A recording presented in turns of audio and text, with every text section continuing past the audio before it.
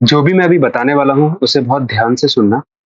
Three level preparation strategy किसी भी competitive exam के लिए ये एप्लीकेबल है। देखिए, सिंपल सी बात है। आइदर आप क्लास करते हो, नहीं करते हो, सेल्फ स्टडी करते हो या कहीं पे गाइडेंस लेते हो, जो भी है, राइट? ये स्ट्रेटेजी आप अप्लाई कर सकते हो, जो आपको बहुत हेल्प करेगी आपकी प्रिपरेशन में। चलिए, सबसे पहले अगर मैं बात करूँ थ्री लेवल स्ट्रेटेजी है क्या। सबसे पहले ये ले लेते हैं लेवल वन। ठीक है, ये ले लेते हैं लेवल टू, और ये ले लेते हैं लेवल थ्री। लेवल वन मतलब कुछ स्टूडेंट्स ऐसे होंगे जो स्कूल में इतना ध्यान नहीं दिया, पढ़ाई में उतने सही नहीं थे, मतलब कहीं और ध्यान उन्होंने दिया था। ठीक है, मतलब स्कूलिंग बहुत अच्छे से नहीं हुई है। तो जब भी आप किसी भी एग्जाम की तैयारी कर रहे हो, तो आपको अपने फाउंडेशन बहुत अच्छे से कर देना है। ठीक है, ये फाउंडेशन जो है ना, यानी वो सारी बेसिक चीजें, जो वो सारी मल्टीप्लिकेशन डिवीजन वाली चीजें, फ्रैक्शंस की चीजें, एलसीएम एचसीएफ, छोटा छोटा चीजें जो होता है, तो फाउंडेशन आपको बहुत स्ट्रांग कर देना है। ठीक है, तो ये वाला पार्ट, फाउंडेशन वाला पार्ट आपको सबसे पहले खत्म करना है।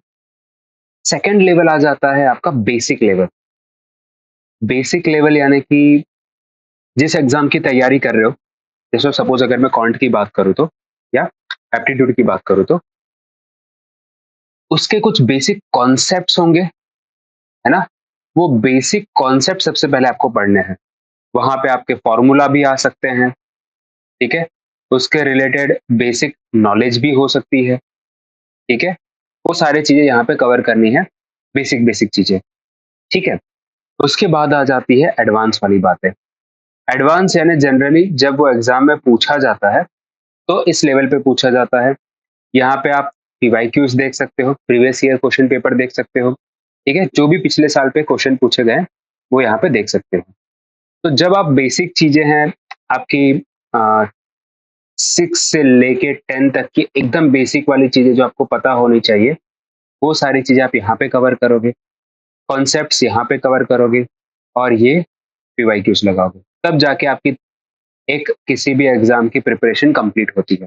समझ में आया? तो जब आप इस तरीके से प्रिपरेशन करते हो तो आपकी सही से प्रिपरेशन होती है। अब मान लो कि मैं आपको बताता हूँ कि आपके पास 6 मंथ है।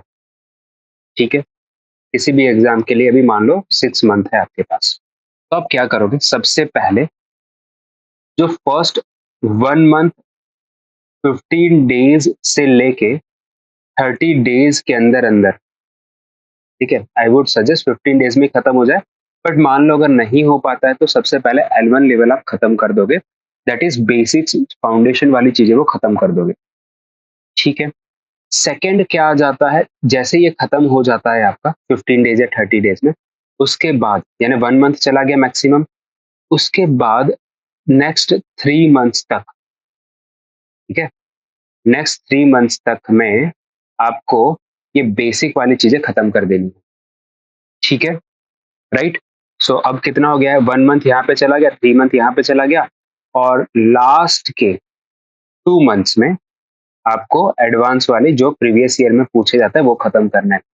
ऐसा करके आप किसी भी एग्जाम को 6 मंथ में अच्छे से क्रैक कर सकते हो। समझ में आया? अगर इस तरीके से आप चलोगे, मान के चलिए आपकी प्रिपरेशन बहुत अच्छे से होगी। आपको एक स्ट्रक्चर वे में चलना है, वेग प्रिपरेशन नहीं करनी है। अगर आप चाहते हो कि कैसे स्केड्यूल बनाना है, कैसे स्ट्रक्चर करना है, तो आप मुझे कमेंट में बता सकते हो, मैं नेक्स्ट टाइम उस पर वीडियो बना दूंगा। But this is three level preparation will definitely help you for any exam, चाहे वो गेट हो, चाहे वो कैट हो, चाहे वो सीमेट हो। ओके, चलिए बाय बाय, मिलते हैं नेक्स्ट वीडियो में।